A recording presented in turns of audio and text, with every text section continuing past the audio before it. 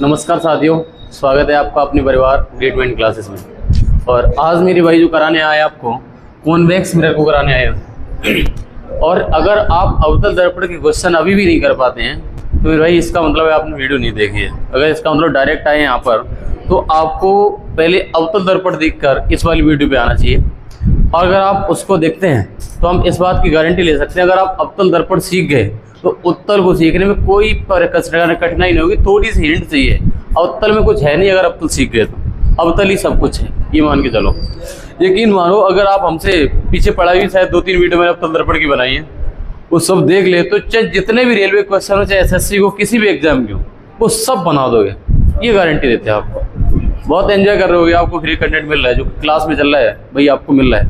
मेरे भाई कहीं ना कहीं आपके लिए कर रहा हूँ, थोड़ी सी मेहनत जरूर लगती है, तो इसके लिए आप वीडियो को लाइक कर दिया करिए। और मेरे भाई सब्सक्राइबर थोड़े से बढ़वाइए, अगर आपने सब्सक्राइब नहीं किया और देख रहे हैं तो सब्सक्राइब कर लीजिए चैनल को, थोड़ा सा हमें अच्छा लगता है। हाँ, चैनल पर सब्सक्राइबर बढ़ रहे हैं, ठीक है। और मैं इसी को आगे बढ़ा रहे आज कॉन्वेक्स मिरर को। शायद कॉनकेव में शायद यूजेज ऑफ कॉनकेव रह गया था, उसको करा के तुरंत कॉन्वेक्स पे आ जाएंगे, ठीक है। तो मेरे भाई बिना देरी के शुरू करते हैं। मैंने आपको बता दिया था कि आपको याद ये रखना है कि कभी भी कॉनकेव मिरर आए, जो आपको अवतल दर्पण बेटा पढ़ाया था, याद करो अवतल दर्पण में क्या पढ़ाया था मैंने। अवतल दर्पण में ये कहा था, अगर कोई ऑब्जेक्ट इन्फिनिटी पे रखा हुआ तो उसका इमेज प्रतिबिंब फोकस पे बनेगा। अगर कोई फोकस पे रखा है तो उसका इमेज इन्फिनिटी पे बनेगा, ये बताया था। अगर कोई वक्रता केंद्र पे रखा है तो उसका इमेज वक्रता केंद्र पे बनेगा। और मैंने कहा अगर कोई इन्फिनिटी और वक्रता केंद्र के बीच में रखा हुआ है तो फोकस और वक्रता केंद्र के बीच बनेगा। इन्फिनिटी का उल्टा फोकस कर दिया था। यकीन मानो, मैंने कहा था सी और एफ के बीच ऑब्जेक्ट रखा है, वो सी और इन्फिनिटी के बीच बनेगा। ये हमारे 5 केस ये थे, और एक स्पेशल केस था जिसमें हमारा ध्रुव और फोकस के बीच अगर ऑब्जेक्ट रखा जाता था तो हमारा सीधा प्रतिबिंब प्राप्त होता था। ये वाली बात पढ़ा दी थी मैंने। चलो भाई, इसी को आगे बढ़ाते हुए हम ये कहेंगे अवतल दर्पण के प्रयोग बताने जाएंगे। और पिछली 2 क्लासों में जो बच्चा जुड़ा रहा होगा, हम उसको यकीनन कहता हूँ कि वो 100% वो क्वेश्चन सब कर पाएगा। अगर इमेज की बात आएगी, इमेज की नहीं, इवन न्यूमेरिकल भी आएगा वो भी कर लेगा। अभी इसके कॉनकेव और कॉन्वेक्स मिरर के वो वाले न्यूमेरिकल नहीं कराए हैं। अगर कोई बस दर्पण से इतनी दूर रखी है, इमेज कितनी दूर बनेगा, वो वाले दोनों लेंस के, दोनों दर्पण के इकट्ठे न्यूमेरिकल कराएंगे। जो हमारा मिरर फॉर्मूला होता है 1/f = 1/v + 1/u के फॉर्मूले के क्वेश्चन अवतल के नहीं कराए हैं, उत्तल के बाद कराएंगे हम। हो सकता है आज ही हो जाए। तो मेरे भाई आ जाइए, मेरे भाई शुरू करते हैं आज का क्लास। तो आज हम पढ़ेंगे सबसे पहले अवतल दर्पण के वीडियो। कल की क्लास, लास्ट क्लास सैटरडे को हम यहीं पर छोड़ के गए थे, और मैं ये कह सकता हूँ लास्ट क्लास में आपकी वॉइस प्रॉब्लम थोड़ी सी आई थी, तो उसको मैंने ठीक कर लिया है। हमें बड़ा बेकार लग रहा था कि आवाज़ बहुत ज़्यादा गूंज रही थी, सब बच्चों की आवाज़ आ रही थी और हमारी कम आ रही थी बहुत तेज़, और हमें लगा कि माइक चालू है, वो पूरा का पूरा डिस्कनेक्ट रहा पूरे दिन, है ना। बड़ी दिक्कत आ गई थी उस दिन। यूज ऑफ कॉनकेव मिरर की बात करेंगे। सबसे पहले ये बताओ, कॉनकेव मिरर का यूज किया जाएगा वो सेविंग मिरर में किया जाएगा। पहली बात, जो हमारा दाढ़ी बनाने वाला दर्पण या हजामती दर्पण बोला जाता है, क्या बोला जाता है? हजामती दर्पण। क्या बोला जाता है? हजामती दर्पण। अच्छा, आप ये बोलोगे अवतल दर्पण में प्रतिबिंब छोटा बनता है कि बड़ा बनता है? छोटा बड़ा बराबर सब बनता है ना। तो हमें जब दाढ़ी बनाते हैं, सेविंग करते हैं, जब हजामती दर्पण होता है तो हमें जिस पार्ट की सेविंग कर रहे होते हैं, मान लिया इसकी सेविंग कर रहे हैं, तो हमें ऐसा चाहिए कि इसका थोड़ा सा जूम दिखे, बड़ा दिखे। तो बड़ा दिखने के लिए आपको चाहिए अवतल दर्पण। तो तभी तो हजामत करने के लिए लोग दर्पण का यूज करते हैं। वो कौन से करते हैं? अवतल का। तो आपके अवतल में तो छोटा ही बनता है इमेज, अवतल में छोटा इमेज बनता है। अवतल में छोटा इमेज तब बनता है जब कोई बस इन्फिनिटी पे होती है। तो ऐसा तो नहीं आप सेविंग कर रहे हो और दर्पण को इन्फिनिटी पे रख दो जाके। दर्पण को बहुत पास में रखा जाता है अवतल वाले को जब कोई सेविंग करता है, और जब पास होता है इमेज, जब कोई ऑब्जेक्ट पास होता है तो उसका प्रतिबिंब बड़ा बनता है। कैसा बनता है? बड़ा। तो आप हजामती दर्पण में सेविंग के पार्ट को बड़ा देखने के लिए दर्पण का यूज करते हो, कौन सा होता है? Concave mirror. पहली कंडीशन। हम बताने ही चाहते तो उदाहरण एक लपेट देते, खत्म कर देते। हम आपको प्रैक्टिकली समझाना चाहते हैं कि सेविंग मिरर में अवतल दर्पण का ही प्रयोग क्यों करते हैं। उत्तल का क्यों नहीं? क्योंकि उत्तल छोटा दिखाएगा, आगे पढ़ाएंगे आपको। उत्तल दर्पण हमेशा छोटा इमेज दिखाता है और अवतल बड़ा दिखा देता है। कैसा? बड़ा। दूसरा, दंत चिकित्सक। मैंने कहा तुम्हारा दांत कितना बड़ा होता है? छोटा सा। और दांत को डॉक्टर को देखना चाहिए होता है बड़ा, इसमें कीड़ा कहाँ तक लगा हुआ, कहाँ तक इसमें कैविटी जा रही है, तो उसको देखने के लिए उसमें भी अवतल दर्पण लगा होता है। जब उसके पास में लगाता है, कहने को फोकस के लगभग पास में आ जाता है कोई इमेज, तो उसका इमेज बड़ा बनेगा ना। तो बड़ा बनाने के लिए अवतल दर्पण का योग, जिसमें बड़ी चीज देखने की जरूरत पड़ेगी वहां पे अवतल दर्पण। सेविंग मिरर और डेंटिस्ट कहे तो दंत चिकित्सक। अगला, ENT डॉक्टर कहे तो आपने देखा होगा ENT वाला डॉक्टर होता है वो कहीं ना कहीं वो अपने सर पे लगाया होता है और यहाँ पे मिरर लगा होता है उसके, हाँ यहाँ पे लगा होता है, लाइट लगी होती है, आपने देखा है लाइट सी लगी होती है, आप देखना डॉक्टर के जाके, है ना। तो वो पता क्या करता है, वहां पे लाइट डालता है, ऐसे करके देखता है और अवतल दर्पण लगाता है, उस पे इमेज बड़ा दिख जाता है। जैसे गला देख लिया, ENT तो होता है ईयर, नोज नहीं, थ्रोट। गला होता दांत का नहीं होता है। ENT का मतलब ईयर, नोज और थ्रोट होता है। तो दांत का तो दंत चिकित्सक होता है। ENT का मतलब गले का, कान का और नाक का होता है। तो उसको बड़ा देखने के लिए हमारे नाक को देख रहे हैं, हड्डी टेढ़ी मेढ़ी तो नहीं है, तो उसको अवतल दर्पण चाहिए होता है वहाँ पे। गला देखना है, कान देखने है ना। आगे देखो, जो सोलर भट्टी होती है, सोलर भट्टी होती है मेरे भाई, ये बताओ सोलर भट्टी में किस दर्पण का प्रयोग किया जाता है? अवतल दर्पण का। होता क्या है, सोलर भट्टी होती है, सूर्य की किरणें इन्फिनिटी से आती है, ऐसा मान के चलते हैं, सूर्य की किरणें इन्फिनिटी से आती हैं और इसका इमेज फोकस में बन जाता है। क्या कहते हो? और किरणों को कन्वर्जेंट करने का काम करता है, डाइवर्जेंट करने का काम करता है, जो हमारा अवतल दर्पण होता है। कन्वर्जिंग होता है, कन्वर्जिंग मिरर होता है, क्या तो अभिसरण दर्पण होता है, अभिसारी दर्पण कहते तो किरणों को इकट्ठा करता है। तो जो हमारी सोलर भट्टी होती है, जो प्रकाश की किरणें दूर से आती हैं उनको इकट्ठा कर लेता है एक जगह, है ना। उसमें हीट चाहिए होती है, वो हीट मिल जाती है इससे। तो इस सोलर फर्नेस बोला जाता है। सोलर भट्टी में भी अवतल दर्पण का प्रयोग करते हैं। अगर हम डायरेक्ट उदाहरण बोल देते तो शायद आपको याद नहीं रहता, क्योंकि जब पेपर में क्वेश्चन आता तब शायद रिवीजन न कर पाओ इस चीज का। तो आप ऐसे समझ लो क्यों करते हैं, दाढ़ी में क्यों करते हैं, शेविंग वाले में क्यों, दंत चिकित्सक क्यों करता है, ENT डॉक्टर क्यों करता है? बड़ा देखने के लिए। सोलर भट्टी में प्रकाशीय किरणों को इकट्ठा करने, कन्वर्ज करने के लिए करता है ना। उसको हीट चाहिए होती है। आगे हमारी जो आपकी सर्च लाइट होती है, टॉर्च, जो सर्च लाइट होती है, टॉर्च होती है, उसमें भी हमें जो दर्पण का यूज करना पड़ता है वो कौन सा होता है? अवतल दर्पण का प्रयोग किया जाता है उस टॉर्च में। और एक और होती है मेरे भाई, ये सर्च लाइट का मतलब आपने देखा होगा, आपके घर में एक लाइट लंबा फोकस जाता है उसका, हमें दर्पण लगा होता है अंदर, उसमें अवतल दर्पण लगा होता है, अंदर की तरफ खाली होता है ऐसा।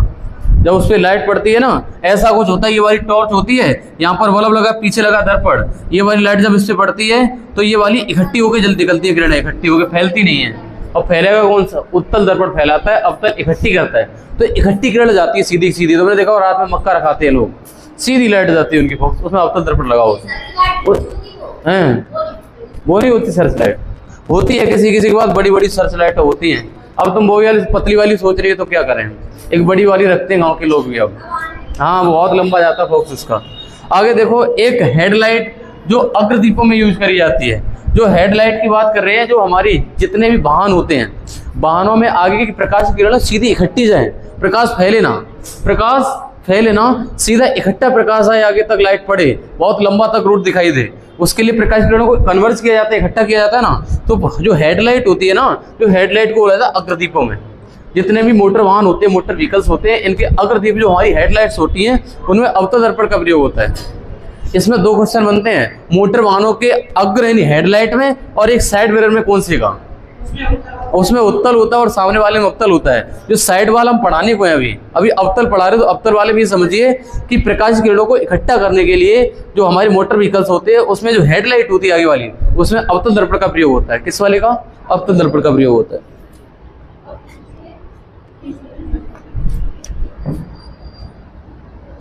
अगला एक है हमारा डिश एंटीना।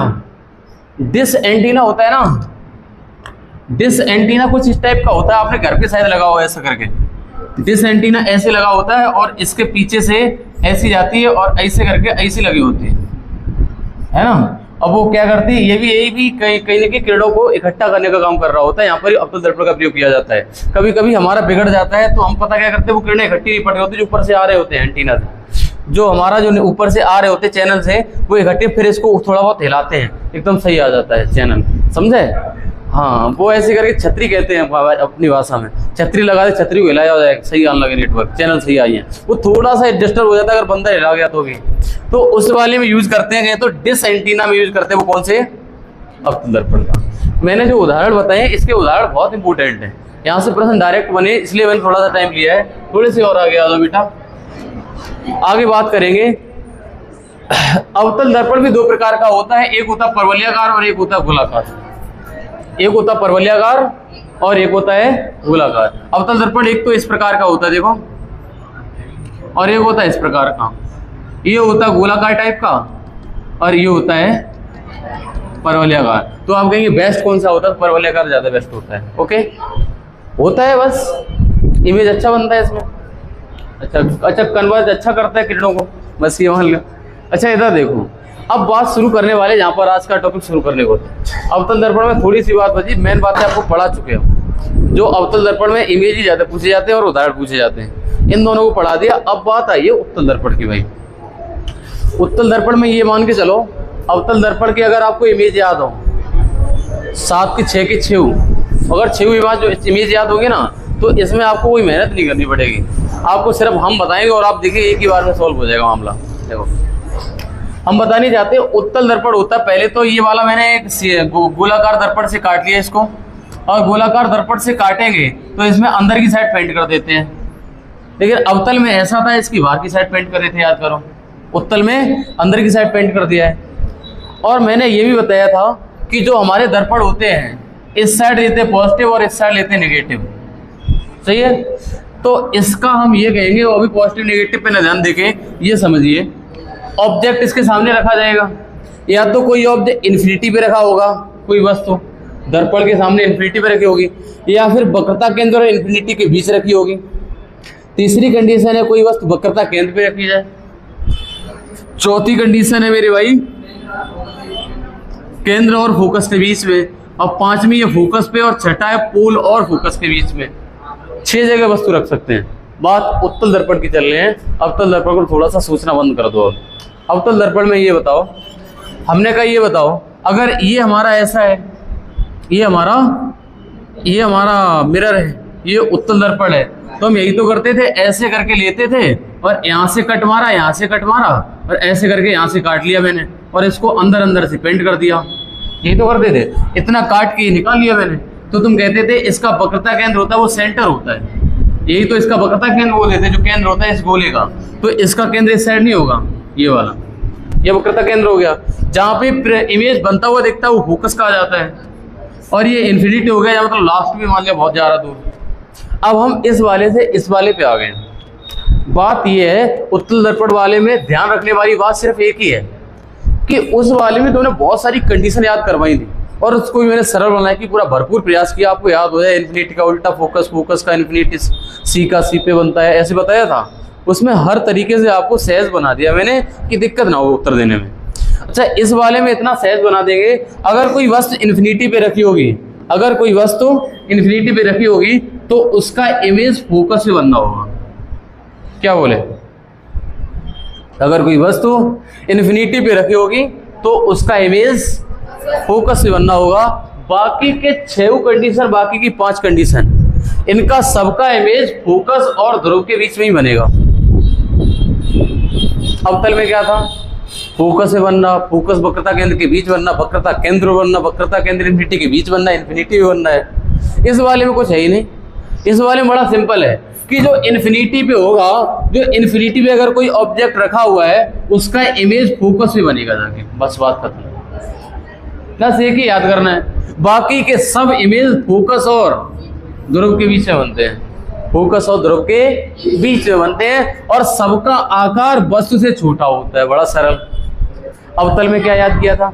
अवतल में याद किया था तुमने, किसी का बड़ा तो किसी का छोटा, किसी का बड़ा तो किसी का छोटा, किसी का सीधा भी बन रहा था, याद करो। और इस वाले में एक ही चीज है कि सबका इमेज सीधा बनाना है सबका इमेज सीधा बनाना है और बस उसे छोटा बनाना है, बस उसे छोटा बनाना है, और सबकी पोजीशन फोकस और पोल के बीच रहनी है। बड़ी टेंशन खत्म होगी यार। उस वाले तो बहुत कुछ याद करते रहे। उत्तल दर्पण में मैंने पहले ही बताया था, थोड़ी सी हिंट देनी पड़ेगी और आप एक ही बार में समझ जाएंगे। इस वाले में इमेज है ना, वो सब आपके फोकस और पोल के बीच, और इरेक्ट एंड वर्चुअल हिंदी याद करो तुम, सीधे और आभासी बनते हैं। अच्छा, ये कहते हैं कहें तो इसमें एक क्वेश्चन पूछा गया था, याद आ रहा है जहां तक हमने देखा था CDS में क्वेश्चन पूछा गया था कि उत्तल दर्पण के सामने वक्रता केंद्र पर अगर कोई वस्तु रखी है तो इसका इमेज कहां पर बनेगा। तो उसका पहले ही ऑप्शन था वक्रता केंद्र पर, वो गलत था। हमने कहा अगर उत्तल दर्पण की बात हो रही है तो मेरे भाई वक्रता केंद्र बनेगा ही नहीं, ना वक्रता केंद्र बनता है, ना इसके बीच में बनता है, ना वक्रता केंद्र, ना इसके बीच में, ना इन्फिनिटी पे इमेज बनता ही नहीं है कहीं। उत्तल दर्पण में फोकस और पोल के बीच में सब कुछ, इन्फिनिटी वाला फोकस है बस। कितना सरल है ना, सरल यार।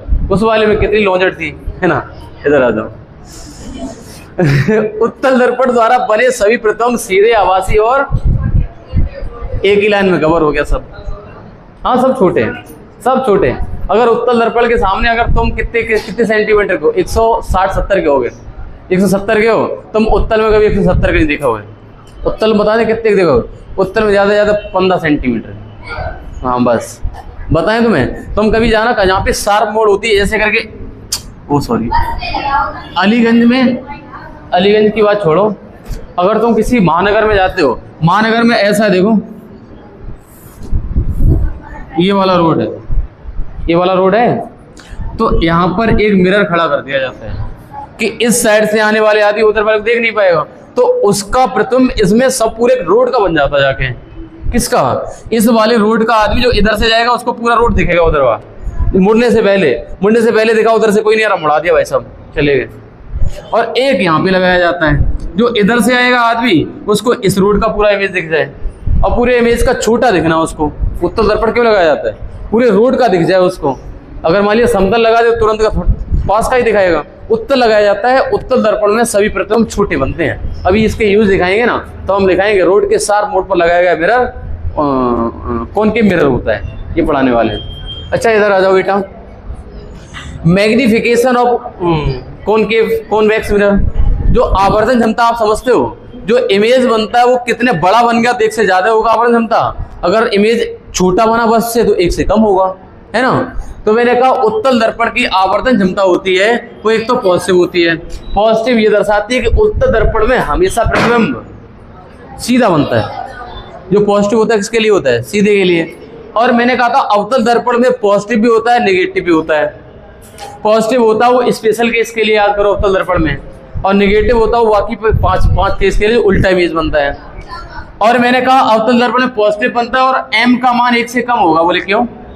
क्योंकि उत्तल दर्पण में प्रतिबिंब बनता है, इमेज बनता है, वो हमेशा वस्तु से छोटा बनता है। अगर वस्तु के बराबर बनता तो m का मान कितना हो जाता? 1। लेकिन है ही नहीं ऐसी कंडीशन। ऐसी कंडीशन अवतल में होती है जब बराबर बनता है C का C पे, तब वहां पर m का मान कितना होता है? 1। समझ पा रहे सभी लोग? बड़े आराम से, जल्दबाजी नहीं है कोई, आराम से समझते चलो। आगे आ जाओ। अब आपको कुछ हम रूल सिखाने जा रहे हैं। क्या सिखाने जा रहे हैं? रूल रेगुलेशन सिखाने जा रहे हैं।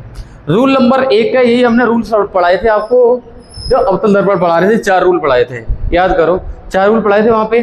और इसमें पहला रूल हमारा ये है कि जो मुख्य अक्ष के समांतर जाती है, जो किरण मुख्य अक्ष के समांतर, अगर उत्तल दर्पण के सामने की बात हो रही है, ध्यान रखना, अगर कोई किरण मुख्य अक्ष के समांतर दर्पण जाती है और यह दर्पण से टकराकर रिफ्लेक्ट हो जाएगी, वह दर्पण पर जाकर उससे टकराकर रिफ्लेक्ट हो जाएगी और पीछे की तरफ बढ़ाया जाए, इसको पीछे की तरफ बढ़ाया जाए तो फोकस से पास करती हुई दिखेगी। आपको ये लिखा हुआ बेटा, अगर कोई प्रकाश की किरण मुख्य अक्ष के समांतर जाती है तो दर्पण से टकराकर रिफ्लेक्ट हो जाती है। अगर इसको पीछे मिलाया जाए तो फोकस पर मिलती हुई नजर आती है। ये लिखा हुआ देखो, जो मुख्य अक्ष के समांतर जाती है वह दर्पण से टकराकर रिफ्लेक्ट हो जाएगी और पीछे की तरफ अगर बढ़ाया जाए तो फोकस से पास करती हुई दिखेगी। किससे पास करती हुई दिखेगी? फोकस से पास करती हुई दिखती है। यही तो मैंने सबसे पहले पढ़ाया था उत्तल लेंस में, उत्तल दर्पण में, सॉरी लेंस नहीं बोलना चाहिए, अभी लेंस तो बहुत बात की चीज़ है, उत्तल दर्पण पढ़ रहे हैं। उत्तल दर्पण में जो इन्फिनिटी से कोई प्रकाश किरण जाती है वो फोकस पर उसका इमेज बनता है, बाकी के सबके फोकस के इधर बनता है ना। आगे आ जाओ। रूल नंबर 2 क्या कहता है योगेशु? ये कह रहा है बेटा, ये लिखा हुआ है जो किरण फोकस पर जाएगी, जो किरण फोकस पर जाएगी वह उत्तल दर्पण से टकराकर मुख्य अक्ष के समांतर हो जाएगी। अगर मुख्य अक्ष से जाएगी तो टकराकर फोकस पर मिलती हुई नजर आएगी। अगर आपकी फोकस पर जाएगी, कोई किरण तिरछी डाल दो, फोकस पे जा रही है उत्तल दर्पण के, तो वो टकराकर उससे मुख्य अक्ष के पैरेलल हो जाएगी। इसको प्रैक्टिकली हम देख सकते हैं, अगर हमारे पास दर्पण होता उत्तल आपको दिखा देते हैं वास्तव में। और देखो ये देखो, उत्तल दर्पण से टकराकर मुख्य अक्ष के समांतर हो जाएगी। क्या ये बात सभी को समझ में आ गई है? अच्छा, समझ में आ गई होगी तो अगली पे आ जाओ। आगे लिखा हुआ है रूल नंबर 3, अगर कोई किरण वक्रता केंद्र को जाती लग रही है, भाई वक्रता केंद्र में जाती तो नहीं है, इससे टकरा के लौटेगी। अगर कोई किरण वक्रता केंद्र की ओर जाती लग रही है, अगर कोई किरण वक्रता केंद्र को जाती लग रही है तो दर्पण से टकराकर उसी पथ पर वापस लौट जाती है ना। बात समझ में आई? और यहां पर मैंने कहा जाती हुई लग रही है, और अवतल दर्पण में जो किरण वक्रता केंद्र से जाती है वो उसी पथ से लौट आती है, वहां पे वास्तविक होता है ना। और यहाँ पर जाती हुई लगती है ना, क्योंकि जाती नहीं है वहां तक, क्योंकि लौट आती है उसके बाद। यहाँ पर मैंने एक वर्ड किया, अगर कोई किरण वक्रता केंद्र को जाती लग रही है तो दर्पण से टकराकर उसी पथ पर वापस लौट जाती है। और आगे का नंबर होगा, अगर कोई किरण ध्रुव से अल्फा एंगल से टकराती है तो परावर्तित होकर अल्फा एंगल से रिफ्लेक्ट हो जाती है। ये वाला उसमें भी केस पढ़ाया था। हालांकि ये वाला केस कभी कभार पूछ लिया जाए इसलिए पढ़ा रहे हैं, अदरवाइज आपको किताबें ये वाली चीज बहुत कम मिलेगी अगर कंपटीशन कोई किताब है ना, उसमें इतना डिटेल में कोई बताया ही नहीं गया। वैसे इधर आ जाओ। अब आपके सामने हम कुछ क्वेश्चन कराने जा रहे हैं, इन क्वेश्चंस को देखिए एक बार। जैसे हम क्वेश्चन नंबर 1 पर अगर जंप कर जाएं तो आप प्लीज सभी बच्चे अपना उत्तर देने की कोशिश करें। उत्तल दर्पण द्वारा उत्पन्न, बताओ भाई, उत्तल दर्पण द्वारा उत्पन्न, उत्तल द्वारा उत्पन्न आवर्धन सदैव होता है वो मेरे भाई 1 से कम होता है। आपने कहा था कि m हमारा पॉजिटिव होगा और m का मान 1 से कम होगा। ये वाली बात हमारी थ्योरी में पढ़ चुके हैं, है ना। ऐसे प्रश्न डायरेक्ट परीक्षा में पूछेंगे। अगला है, कौन सा कथन सही है बताओ।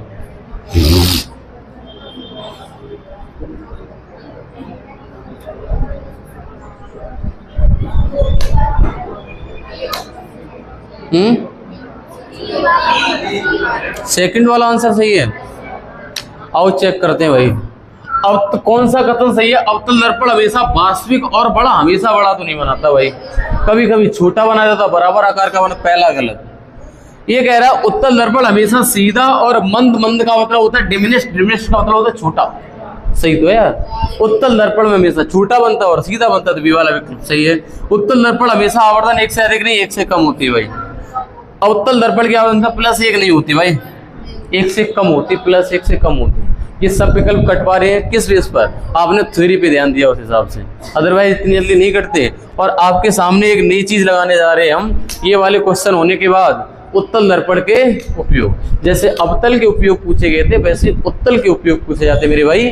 और उत्तल के उपयोग में कैसे यूज करे जाते हैं मेरे भाई? तो पहला हमारा एज ए साइड मिरर, कहें तो पार्श्व दर्पण के रूप में, जो हमारे मोटर व्हीकल्स होते हैं, जो आपकी मोटरसाइकिल स्कूटी होती है उसके साइड में जो मिरर लगा होता है, पूरा रोड इतना बड़ा होता है, उसका इमेज कितना छोटा दिखाई दे जाता पूरा का पूरा, है ना। तो अगर वो इमेज छोटा दिखाई दे रहा है तो वहां पे कौन सा दर्पण लगा हुआ है? उत्तल दर्पण लगा हुआ है। हाँ, जो 4 व्हीलर्स हो चाहे ट्रक हो चाहे बस हो, बस के साइड मिरर होता है ना, जो पीछे के साइड ड्राइवर को देखने के लिए होता है, उसमें उत्तल दर्पण। और जो ड्राइवर की आगे की गाड़ी की लाइट होती है आगे की तरफ, उसमें अवतल दर्पण होता है ना। आगे अच्छा आगे देखो, आगे हमारा जो मेट्रो प्लेटफॉर्म होते हैं, एटीएम मशीन में तुमने कभी लगा देखा हो, शायद आपने ध्यान दिया हो, एटीएम मशीन में लगा होता है, आपका पूरा इमेज बनना होता है उस पर, ध्यान दिया हो, सामने दिख रहा होता है ना। इसका मतलब मानसिंह ने देखा है। और एक मेट्रो प्लेटफॉर्म पे आप अगर दिल्ली या फिर कभी आगरा जाओ या फिर कानपुर जाओ तो मेट्रो में लगा हुआ मिलता है ये वाला इमेज। मेट्रो में लगा हुआ इसलिए मिलता है कि जैसे ये वाली गाड़ी है, जैसे हम हम ड्राइवर हैं और मेट्रो चला रहे हैं। अब मेट्रो में भाई साहब ड्राइवर उतर के देखा नहीं, भाई साहब चढ़ गए साहब, लगा खिड़कियाँ, ना ना ना, वो भाई साहब पता कहता है, वो उस साइड में लगा हुआ मिरर पे देखता है क्या सभी विंडो के पास आदमी बिल्कुल फ्रीली होगी लाइन, उसने बंद किया और मेट्रो चला दिया आगे की तरफ। तो इसलिए मिरर लगाया जाता है कहाँ पे, मेट्रो लाइन में। ऐसे आपकी रेलगाड़ी जा रही होती है, ऐसे करके रेलगाड़ी, और यहाँ पर ड्राइवर बैठा होता है, ऐसे करके चुक चुक चुक चुक चुक चुक जा रही है, और यहाँ पर लगा होता है साइड में एक मिरर, ऐसा करके खड़ा कर दिया जाए। ये ड्राइवर इसमें देखता है, ये साइड पूरी दिखती है उसको क्लियर, और इस साइड में तो दूसरी साइड तो उतरते नहीं है भाई। ऐसा करते तो पटरी की साइड उतर जाते हो कभी कभी। हाँ ऐसा हो जाता है, तुम अगर कैमगंज उतरते होगे तो भाई सब बिना प्लेटफॉर्म के नीचे उतर गए, लेकिन ऐसा हमारा नियम के खिलाफ है। ज्यादातर लोग प्लेटफॉर्म की तरफ उतरते हैं, तो ड्राइवर सिर्फ प्लेटफॉर्म साइड देखता है। ऐसा नहीं तुम इधर साइड क्या करने दो भाई, उनकी गारंटी प्लेटफॉर्म साइड क्लियर है तो बढ़ा दो आगे तरफ गाड़ी। तो प्लेटफॉर्म पर जो मिरर लगा होता है वो कौन सा होता है, उत्तल दर्पण लगा होता है। आगे आ जाओ।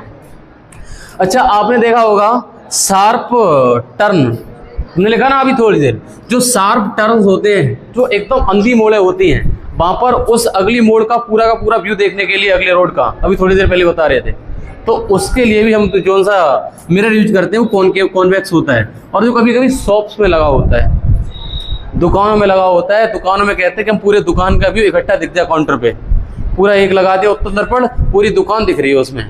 अगर हमें देखना वो लड़का वहाँ पे काम कर रहा है तो ऐसे करके, अब तो हालांकि कैमरा आगे कैमरा लगा देते हर एक, हाँ तब लगा देते ये वाली चीज़ें। अब तो कैमरा का यूज जहाँ जहाँ पे हमारी शॉपिंग है वहीं पे कैमरा लगा दिया और एक सामने लगा दिया विंडो, वहाँ पे देख रहे हैं। अच्छा एक है हमारा स्ट्रीट लैंप्स, जो स्ट्रीट लैंप्स होते हैं वहाँ पर भी यूज किया जाता है, वो कौन सा दर्पण होता है, उत्तल दर्पण होता है।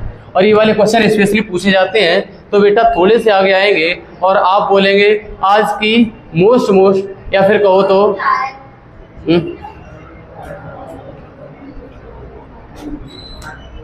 आज का महा इम्पोर्टेंट,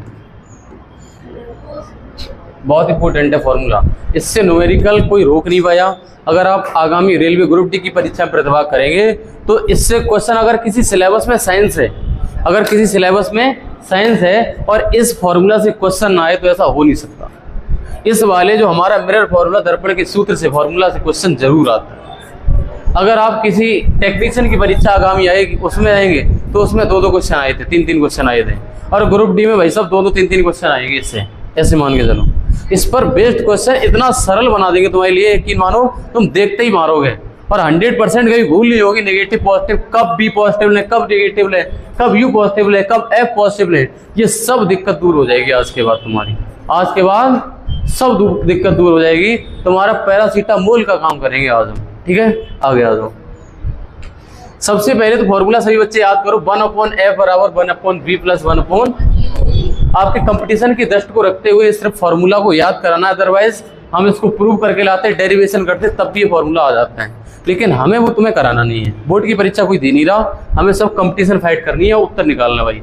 1/f बराबर 1/v प्लस 1/u होता है। अब आ जाओ मेरे भाई, जहाँ u क्या है, जहाँ u क्या है, दर्पण से वस्तु की दूरी। जो दर्पण जानते हो, घर पे दर्पण लगा, समतल लगा तुम्हारे घर पे, समतल दर्पण से जितनी दूर तुम खड़े होते हो वो वाली दूरी की बात कर रहा, उसका नाम है u। क्या नाम है, u। और जहां पर आपका दर्पण से कितनी दूर प्रतिबिंब बनना है, ये लिखा दर्पण से प्रतिबिंब की दूरी होती है, उसको भी कहा जाता है। अभी लाल पेन पे ध्यान मत दो, लाल वाला पेन बाद में बताएंगे हम, पहले जो ब्लू ब्लू से लिखा वो वाला पढ़ लो। मैंने कहा दर्पण से जितनी दूर प्रतिबिंब बनना होता है उस दूरी को कहते हैं v। और आगे लिखा हुआ है f होती है हमारी फोकस दूरी। फोकस दूरी जहाँ पे प्रकाश की किरणें इकट्ठी हो रही, जहाँ पे इमेज बनना होता है ना, फोकस दूरी होती है f, है ना। अच्छा और देखो, हम ये बात करेंगे कि इसमें पॉजिटिव नेगेटिव कब लेना है, तो आप ये कहेंगे सर जी ये बताओ,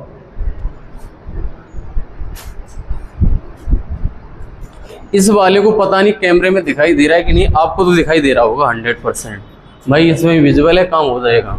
हम बताना ये चाहते हैं, सभी बच्चे प्लीज ध्यान देना, ये वाला दर्पण कौन सा बना हुआ है बताओ, अवतल दर्पण बना हुआ है। भाई साहब आप कक्षा 1 से पढ़ते हुए आ रहे हो, इधर की तरफ पॉजिटिव और इधर की तरफ नेगेटिव। और आपको ये भी पता है मेरे भाई कि इस साइड है तो मैंने कहा अवतल दर्पण में फोकस दूरी हमेशा कैसी ली जाएगी, नेगेटिव।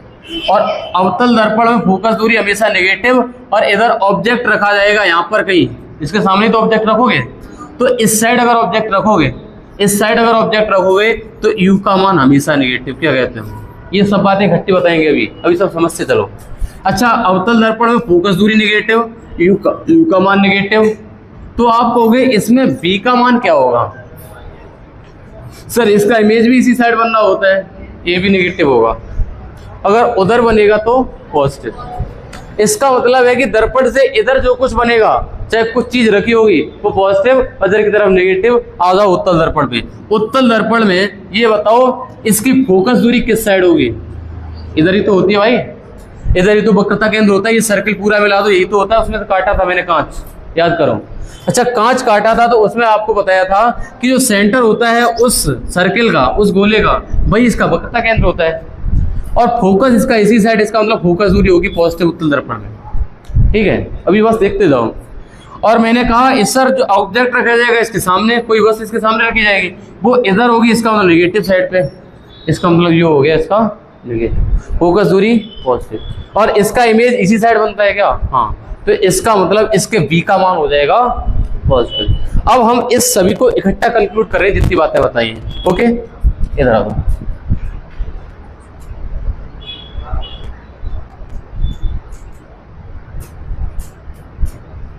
सभी बच्चे प्लीज ध्यान देना, पहले तो हम फोकस दूरी की बात करेंगे। फोकस दूरी अगर अवतल दर्पण की बात करोगे तो हमारी फोकस दूरी अवतल दर्पण में इस साइड थी, इस साइड की तरफ मतलब नेगेटिव। अच्छा, उत्तल दर्पण में उस साइड थी, तो इसका मतलब फोकस दूरी पॉजिटिव ली जाएगी। उसमें दे रखे कि उत्तल दर्पण की फोकस दूरी 10 सेंटीमीटर है, तो जब वैल्यू रख रहे हो -10 रखना तो अपनी तरफ से, ये तुम्हारी जिम्मेदारी बनती है, इसलिए सिखा रहे हम। अच्छा, दर्पण से प्रतिबिंब की दूरी, मैंने कहा अगर दर्पण से प्रतिबिंब की दूरी अगर पॉजिटिव आती है तो आंसर निकालोगे, अगर पॉजिटिव आती है तो सीधा आभासी बनेगा, और नेगेटिव आती है तो उल्टा और वास्तविक बनेगा। और देखो u का मान दर्पण से वस्तु की दूरी होती है, वो हमेशा कैसी होती है, चाहे अवतल दर्पण हो चाहे उत्तल दर्पण हो, वस्तु इसी साइड रखी जाएगी, इस साइड होता है हमारा नेगेटिव। क्या हो, मतलब u का मान हमेशा नेगेटिव, f का मान उत्तल दर्पण के लिए पॉजिटिव, अवतल दर्पण के लिए नेगेटिव, और b का मान पॉजिटिव रहेगा उत्तल, वो तो b के मान की जरूरत ही नहीं पड़ेगी ज्यादा तुम्हें, है ना। इधर आ जाओ, b का मान हम इसमें पॉजिटिव नहीं कह सकते, अवतल दर्पण में तो नेगेटिव होगा ना, अवतल में नेगेटिव क्यों होगा, इसी साइड इमेज बन जाता है नेगेटिव की साइड। हालांकि इससे ज्यादा क्लियर ये होगा कि एक फॉर्मूला जो आपने याद किया 1/f बराबर 1/v प्लस 1/u याद कर लिया है, एक फॉर्मूला नहीं दो और याद कर लो। एक जो आवर्धन क्षमता होती है m बराबर दर्पण की आवर्धन क्षमता, चाहे उत्तल दर्पण की बात करो चाहे उत्तल चाहे अवतल, ठीक है, उत्तल हो चाहे अवतल हो, अगर आवर्धन क्षमता का सूत्र होगा तो हाइट ऑफ इमेज बटे हाइट ऑफ ऑब्जेक्ट, कहे तो वस्तु की ऊंचाई बटे प्रतिबिंब की ऊंचाई बटे, ये फॉर्मूला पहले पढ़ा चुके हैं। एक फॉर्मूला नया मिलेगा तो m बराबर माइनस का v बटे, एक फॉर्मूला ये हो गया किसका, मैग्निफिकेशन का है, m का एक ये, m का एक ये, और एक का होता है m बराबर f बटे f माइनस का, बेटा थोड़ी सी और शिद्दत कर लो, शिद्दत से पढ़ लो, m बराबर f minus v upon f minus का v अपॉन f होता है। ये बेटा मैग्निफिकेशन के चारों फॉर्मूले काम आएंगे आपके, बहुत जल्दी जल्दी उत्तर निकल रहे होंगे, आपको याद करवा दें। f बराबर हाइट ऑफ इमेज बटे हाइट ऑफ ऑब्जेक्ट, f बराबर माइनस v बटे u, m बराबर f बटे f माइनस u, और m बराबर f माइनस v बटे f होता है, ठीक है। अच्छा, इसको करने के बाद आप ये कहेंगे कि अब आपके सामने क्वेश्चन डाल दिए जाएं। अब क्वेश्चन डाले जाएं तो मेरे भाई कैसे डाले जाएं, आपके सामने थोड़े से हार्ड क्वेश्चन पटक दिए जाएं और आपसे कहा जाए इनको कर करके दिखाओ, प्रश्न पढ़िए सिर्फ और कुछ मत करिए। आप सभी बच्चे लोग प्रश्न को पढ़ेंगे, बाकी कुछ नहीं करेंगे।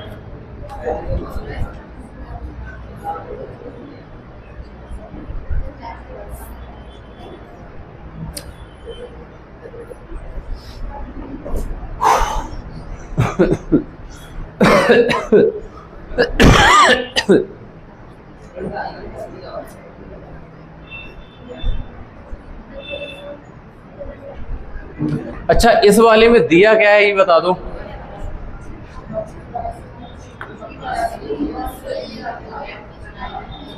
पहली बात तो जैसे मैंने देखा कि 20 सेंटीमीटर वक्रता त्रिज्या वाला उत्तल दर्पण है बेटा, यहाँ पर फोकस दूरी होगी, यहाँ पर वक्रता केंद्र होगा, यहाँ पर दोनों पी होगा, फोकस वो पोल होगा। अच्छा, ये बात समझ में आ गई है। ये लिखा हुआ है 5 सेंटीमीटर दूर 4 सेंटीमीटर ऊंचाई की एक पेंसिल रखी हुई है मेरे भाई। यू का मान दे रखा है इसमें। यू का मान कितना है? माइनस का 5 सेंटीमीटर। अरे मेरे भाई यू का मान -5 दे रखा है ना मेरे भाई। बस इधर ही तो रखी होगी। ये कितनी दूरी पर रखी हुई है? 5 सेंटीमीटर दूरी पर रखी हुई है। 5 सेंटीमीटर दूरी पर रखी हुई है और इसकी हाइट ऑफ ऑब्जेक्ट दे रहा है कितनी? 4। कहने का मतलब हाइट ऑफ ऑब्जेक्ट दे रहा हमारा कितना? 4 सेंटीमीटर। और रखी हुई है मेरे भाई 20 सेंटीमीटर वक्रता त्रिज्या मेरे भाई। आर बराबर अगर 20 सेंटीमीटर है तो बताओ एफ बराबर कितना होगा? 10 सेंटीमीटर होगा। अच्छा, ये हम इस वाले क्वेश्चन में अगर कैलकुलेशन ना करें सीधे उत्तर मार सकते हैं। अगर दर्पण उत्तल है, अगर उत्तल दर्पण है तो उल्टा वाला गलत है, उल्टा वाला गलत है, उत्तर सीधा वाला आएगा, है ना? ये बात समझ में आ रही है। अगर दर्पण उत्तल है तो मेरे भाई उल्टा वाला आंसर होएगा ही नहीं, सब उत्तर होगा सीधा वाला।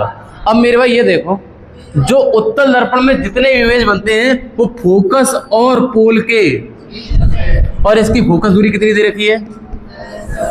अगर फोकस दूरी 10 दी है तो 10 से कम दूरी पर ही सब बनेंगे इमेज, क्या कहते हो? और बताओ इस वाले में और इस वाले में 10 से कम कौन सा है? 25 या 10/3? 10/3 आंसर हो जाएगा ऑप्शन नंबर बी।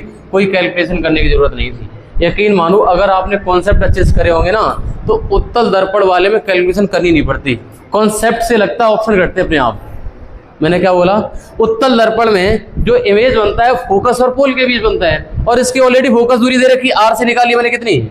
10। अगर 10 सेंटीमीटर इसकी फोकस लेंथ है, फोकल लेंथ है, तो मेरे भाई जो इमेज बनेगा वो 10 सेंटीमीटर के अंदर बनेगा। इसका 9, 8, 7 कुछ भी हो, हमारे दो ऑप्शन बचे। 10/3 25 बनेगा, 10/3 आंसर हो गया। कितना सरल। लेकिन अगर हम वहां पे सब कुछ भूल जाएं, पता चले तुम्हारा दिमाग दर्द कर रहा है, वहां पे हेड दर्द कर रहा है तुम्हारा, तुम कह रहे हमें फॉर्मूला लगाना भाई साहब, चाहे कुछ भी करो। तो मैंने कहा ये बताओ 1/f बराबर 1/v प्लस 1/, तो आप बेटा ये कहोगे कि इस वाले में 1/f फोकस दूरी कितनी है? पॉजिटिव लेंगे नेगेटिव? पॉजिटिव भाई, उत्तल दर्पण है। सो रहे हो क्या? अच्छा, 1/v प्लस 1/u। u का मान कितना है? माइनस का। समझ में आ रहा है? हम u की वैल्यू नेगेटिव अपनी तरफ से रखेंगे, वो नहीं बोलेगा रखने को। u की वैल्यू दी कितनी थी? 5, माइनस दी है, हमने लगाया माइनस। हमें पता है इस साइड अगर ऑब्जेक्ट रखा है तो मेरे भाई -5 होगा।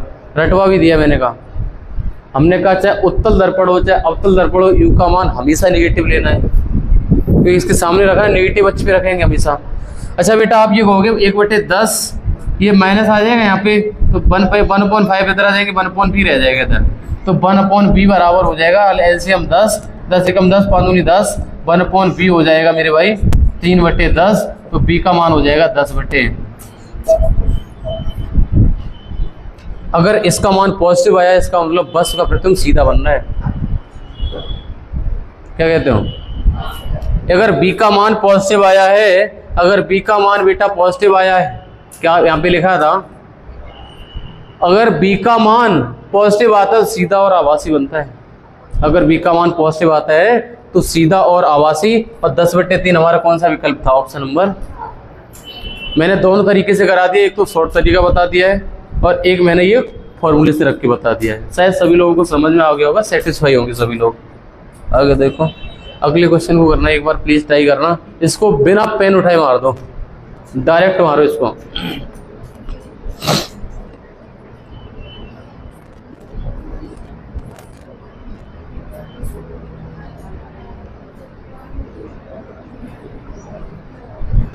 बेटा जी, अगर दर्पण हमारा उत्तल है और पूछा है ध्रुव से प्रतिबिंब की दूरी, तो इसकी फोकस दूरी कितनी दे रखी है?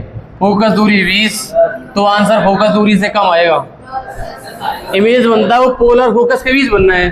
अगर दर्पण उत्तल है तो इसका आंसर 20 से कम आना। 20 से कितने ऑप्शन कम है? एक तो अनंत पर, एक 20 पर, एक 40 पर। आंसर हो गया कितना? डायरेक्ट ऑप्शन से कट रहा भाई, कट गया ना ऑप्शन से। मैंने क्या बोला? अगर दर्पण उत्तल है और फोकस दूरी दे रखी है, दूसरा बताओ प्रतिबिंब कितनी दूर बनेगा। मैंने कहा तो बड़ी सिंपल सी बात है यार, अगर इसकी फोकस दूरी ही 20 है तो 20 पे वो बनता है, जब इन्फिनिटी पे रखता है वो 20 से बनता है, और इस पर कहीं पे रखा होगा 20 से कम आएगा आंसर। मैंने कहा 20 से कम है आंसर 10। आओ इसका इमेज बना के दिखाएं। ऐसा कुछ बनेगा इमेज, ऐसे हमारा उत्तल दर्पण बेटा। पूरी शिद्दत से पढ़ना मेरे भाई जब पढ़ाई कर रहे हो तो। ये बोल रहा है फोकस दूरी 20 सेंटीमीटर है, इसकी फोकस दूरी है ना वो 20 सेंटीमीटर बता रहा है, यहाँ से लेकर यहाँ तक की। ये वाली फोकस दूरी 20 सेंटीमीटर बता रहा है, ये वक्रता त्रिज्या है, और ये इन्फिनिटी कर दिया मैंने। अच्छा, जब कह रहा है कि वस्तु को 20 सेंटीमीटर दूर रखा जाता है मेरे भाई, बड़ी अच्छी बात है, इसको 20 सेंटीमीटर दूर रख दिया। ये वाली दूरी बता रहा है कि ये 20 सेंटीमीटर दूर रख दिया। मैंने कहा ठीक है, कोई दिक्कत नहीं है हमें। अगर 20 सेंटीमीटर दूर रख रहा है, अगर इन्फिनिटी पे रखा होता तो शायद 20 सेंटीमीटर दूर बनता है इमेज इसका, लेकिन इसको तो 20 सेंटीमीटर दूर पे रखा हुआ है। इसका मतलब सबका इमेज एफ और पी के बीच में बन रहा है। दर्पण कौन सा है? उत्तल, तो इसका आंसर आएगा 10 सेंटीमीटर। अब मेरे भाई आ जाओ वो वाले बच्चे, कहेंगे सर हमें फॉर्मूला रख के दिखाओ। फीस दइए भाई साहब, ऐसे ना u बराबर माइनस के 20, एफ बराबर प्लस माइनस का ध्यान देते चलना। क्यों प्लस लिया? उस साइड हमें निकालना क्या है? 1/f बराबर 1/v प्लस 1/1/20 बराबर 1/v प्लस 1/, क्या समझ पा रहे हो सही बच्चे? अब इसको आगे कैलकुलेशन करोगे तो मेरे भाई ऐसा करो ना, इसको उस साइड भेज दो। 1/20 बराबर 1/v माइनस 1/20 हो जाएगा। जो बच्चा समझ रहा होगा ये उधर चला जाएगा, 1/v आ जाएगा, 1/20 प्लस 1/20 ये हो जाएगा मेरे भाई 1/v बराबर 20 हो जाएगा एलसीएम, तो 2/20 तो 2 दाई, तो v बराबर आ जाएगा मेरे भाई कितने सेंटीमीटर। और बताओ उत्तल दर्पण में इमेज सीधा बनता है उल्टा बनता है? सीधा बनता है, तो b का मान पॉजिटिव निकला अपने आप, b का मान पॉजिटिव निकल पड़ा। क्या आप समझ पाए? दोनों तरीके बताते हुए चल रहे मेरे भाई, चाहे तो फॉर्मूला से कर लो, चाहे आप डायरेक्ट दिमाग लगा कर लो थ्योरी वाला। सर अगर फोकस 20 है तो इससे कम आंसर आना है। आगे आ दो, अगला क्वेश्चन करना है बेटा।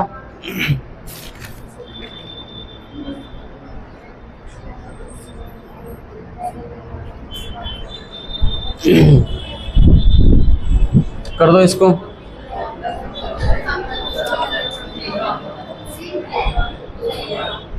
विशिष्ट दर्पण द्वारा निर्मित प्रतिबिंब पैर एक ही आकार के दिखाई देते हैं, लेकिन सिर और उसका शरीर उसके वास्तविक आकार से छोटा दिखाई देता है। व्यक्ति का दर्पण सामने वाला खड़ा है। मैंने कहा अवतल तो होगा ही नहीं, अवतल बड़ा दिखाई देता है। मैंने कहा उत्तल अवतल, वो कह रहा है समान आकार है, मान लिया पैरों की तरफ लगा समतल दर्पण, ऊपर की तरफ लगा उत्तल, तो अभी ऊपर का भाग दिख रहा है उसका शरीर, और क्या बोल रहा है उसका सिर और शरीर छोटा दिखता है, और पैर है ना वो उसके पैर एक ही आकार के, पैर जितने बड़े नहीं, पैरों की साइड समतल लगा है, ऊपर की तरफ उत्तल लगा। मेरा आंसर हो जाएगा ऑप्शन नंबर, ठीक है। हाँ दोनों लगे हुए तभी तो ऐसा हो पा रहा है, ऐसा लगा होता मेरे भाई, आप भी लगवाना ऐसा। ये वाला क्वेश्चन आपको घर से करके लाना, ठीक है। बाकी हम आपको कल पढ़ाते हैं। Thank you.